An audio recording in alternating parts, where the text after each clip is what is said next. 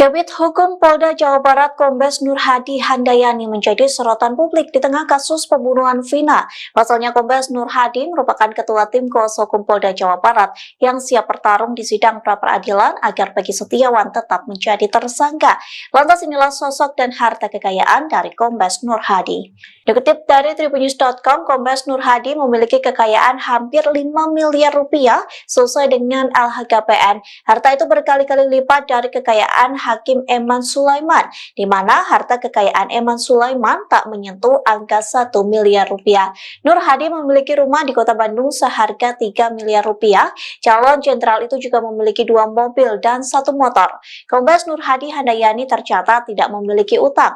Dikutip dari surya.co.id, Kombes Nur Hadi dinilai jagoan dalam kasus pra-peradilan. Tercatat, Kombes Nur Hadi berhasil mencetakkan kemenangan dengan lebih dari total 53 kasus. Sementara pihaknya mengaku akan membeberkan bukti agar Peggy Setiawan tetap dinyatakan sebagai tersangka pembunuhan Vina. Adapun hal itu akan disampaikannya dalam agenda sidang jawaban Polda Jawa Barat yang akan digelar pada Selasa 2 Juli, yang menegaskan bahwa Polda Jabar sudah siap menjawab tuntutan dari kuasa hukum Peggy Setiawan.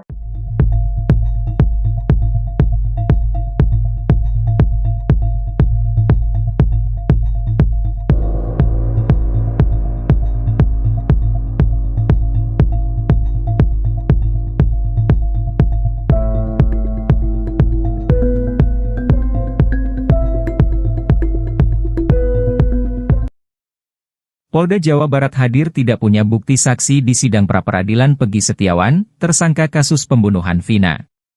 Hadir di sidang pra-peradilan Polda Jabar rupanya belum siap menjawab tuntutan dari kuasa hukum Peggy Setiawan. Kabid Hukum Polda Jabar, Kombes Nur Hadi Handayani meminta Hakim PN Bandung, Eman Sulaiman untuk menunda sidang jawaban dari termohon. Sidang pra-peradilan Peggy Setiawan digelar di Pengadilan Negeri Bandung dengan jadwal pembacaan tuntutan dan jawaban dari termohon, Senin, 1 Juli 2024. Namun sidang jawaban termohon akan dilakukan besok, Selasa. Hal itu disampaikan Eman Sulaiman usai mendengarkan tuntutan dari kuasa hukum Peggy Setiawan. Rupanya kuasa hukum Peggy mengatakan akan mengajukan replik, sehingga meminta sidang jawaban dari termohon digelar hari ini. Kemudian Eman Sulaiman pun menanyakan kepada Polda Jabar apakah sudah siap menjawab tuntutan hari ini. Kombes Nur Hadi Handayani lalu berdiskusi dengan tim kuasa hukumnya. Ia mengatakan bahwa pihaknya sudah sepakat akan memberikan jawaban pada Selasa. Sontak jawaban itu langsung disoraki oleh pengunjung sidang. Eman Sulaiman pun menjadwalkan sidang jawaban pada pukul 9 waktu Indonesia Barat. Kemudian lanjut Eman, pada Rabu, 3 Juli 2024, sidang pra-peradilan masuk agenda pembuktian. Kuasa hukum Peggy Setiawan mengaku akan menghadirkan bukti berupa saksi dan surat. Sementara sidang pembuktian dari termohon akan dijadwalkan pada Kamis, 4 Juli 2024. Rupanya Polda Jabar tidak memiliki bukti saksi untuk menetapkan Peggy Setiawan sebagai tersangka. Sementara itu, untuk kuasa hukum Peggy Setiawan, akan menghadirkan saksi, saksi ahli, dan surat. Ditemui usai sidang, Kombes Nur Hadi Handayani mengatakan, pihaknya akan menunjukkan bukti terkait penetapan Peggy sebagai tersangka. Ia juga kembali menegaskan kalau pihaknya tidak memiliki saksi fakta yang akan dihadirkan dalam persidangan. Kuasa hukum Peggy Setiawan, Tony RM tampaknya mencium kemenangan kliennya di sidang pra-peradilan sudah di atas angin. Hal itu dikarenakan tim kuasa hukum Polda Jawa Barat tidak memiliki alat bukti berupa saksi yang menguatkan Peggy Setiawan sebagai tersangka. Pada sidang pra-peradilan hari ini, Senin, 1 Juli 2024, Polda Jabar mengatakan akan membawa saksi ahli 1 orang dan dokumen. Alat bukti itu akan disidangkan pada Kamis, 4 Juli 2024. Sementara tim kuasa hukum Peggy Setiawan akan menghadirkan alat bukti pada Rabu, 3 Juli 2024. Alat bukti yang akan dibawa ke persidangan yakni berupa saksi, saksi ahli, dan dokumen atau surat. Kuasa hukum Peggy Tony RM menantang Hakim PN Bandung, Eman Sulaiman untuk memaksa Polda Jabar menghadirkan saksi. Sebab saat muncul di publik, AEP juga mengaku mengenali Peggy Setiawan sebagai pelaku.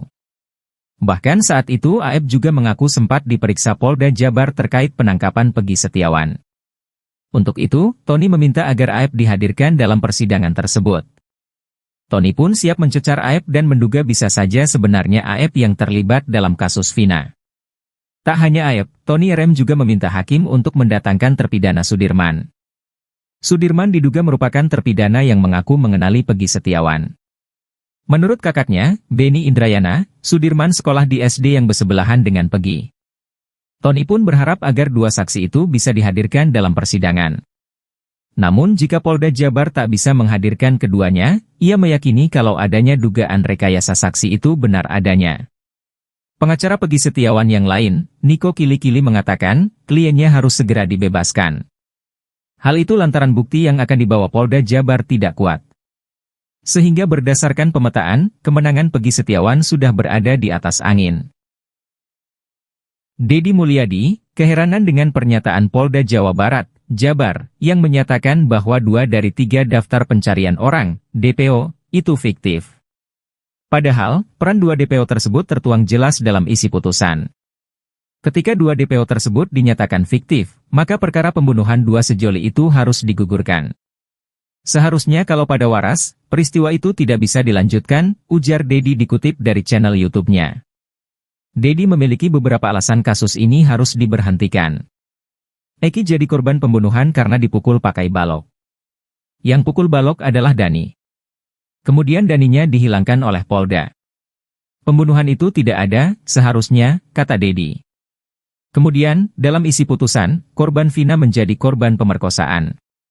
Diceritakan bahwa celana korban dipelorotkan oleh Andi, salah satu DPO lainnya. Namun, Andi dinyatakan tidak ada oleh polisi. Berarti dia celananya merosot sendiri, tanya Dedi heran. Terakhir, hal yang membuat Dedi yakin peristiwa ini harus digugurkan ketika korban Vina dan Eki dibawa oleh Andi dan Dani menuju jembatan Talun. Akan tetapi, kedua DPO itu dinyatakan fiktif. Irjen Purnawirawan Polri sebut kasus Vina janggal. Meski terus diusut, kasus Vina nyatanya malah semakin kusut. Banyak kejanggalan yang belum terjelaskan. Bahkan, Inspektur Jenderal, Irjen Purnawirawan, Arianto Sutadi mengakui bahwa kasus Vina diselimuti banyak kejanggalan. Pensiunan Jenderal Bintang 2 itu melihat ketidaklaziman penanganan kasus pembunuhan sepasang kekasih tersebut, bahkan sudah terjadi sejak awal, yaitu penyidikan. Ia menjelaskan kejanggalan pertama terjadi ketika pihak kepolisian menyebut kasus ini merupakan kasus kecelakaan lalu lintas. Kemudian, kedua, Ibtu Rudiana melanggar prosedur dengan menangkap dan menginterogasi sendiri para pelaku. Seharusnya Rudiana menyerahkan ke bagian reserse kriminal, Reskrim. Selain kejanggalan ada pada penyidikan, penanganan di pihak kejaksaan juga bikin dahi Arianto berkerut. Kenapa jaksa menerima begitu saja BAP yang dinilai gombal dari penyidikan tanpa memeriksa alat bukti? Sampai ke pengadilan pun, ujar Arianto, hakim berani memutus hukuman kepada para pelaku dengan bukti yang terlalu sederhana. Tim kuasa hukum Peggy Setiawan mengaku sangat siap untuk beradu bukti dengan Polda Jawa Barat di sidang pra-peradilan yang akan dihelat di Pengadilan Negeri Bandung pada Senin, 1 Juli 2024. Salah satu anggota kuasa hukum, Tony RM, mengatakan timnya telah menyiapkan alat bukti untuk membantah alat bukti yang bakal ditunjukkan penyidik. Beberapa di antaranya, kata Tony, tim telah menyiapkan saksi bandingan untuk membantah kesaksian dari 2 orang yang disebut oleh penyidik dalam konferensi pers terkait penetapan Peggy sebagai tersangka. Diketahui, Polda Jabar saat itu menetapkan Peggy sebagai tersangka berdasarkan pengakuan saksi bernama Aep dan pengakuan terpidana yang merupakan teman sekolah Peggy. Selain itu, tim sudah menyiapkan sejumlah saksi untuk memperkuat bahwa Peggy Setiawan bukan Peggy alias Prong, seperti yang disebut polisi sebelumnya.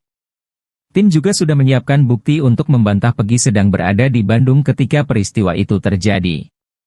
Bahkan, Tony melanjutkan tim kuasa hukum telah menyiapkan amunisi yang belum pernah diekspos ke publik. Bukti-bukti itu akan membuat penyidik terkejut. Menanggapi kesiapan Polda Jabar yang bakal hadir setelah sebelumnya mangkir, kuasa hukum Peggy Setiawan, Muchtar Effendi, tidak memedulikannya. Sebab, hadir ataupun tidak, sidang akan tetap berjalan. Bahkan, Muchtar mengatakan, jikapun pihak Polda Jabar tidak hadir, malah justru menguntungkan pihak Peggy, karena tidak ada yang membantah argumennya. Majelis hakim pun, kata dia, dapat mengeluarkan putusan versteg atau putusan yang dijatuhkan majelis hakim, tanpa hadirnya tergugat dan tanpa alasan yang sah meskipun telah dipanggil secara resmi dan patut.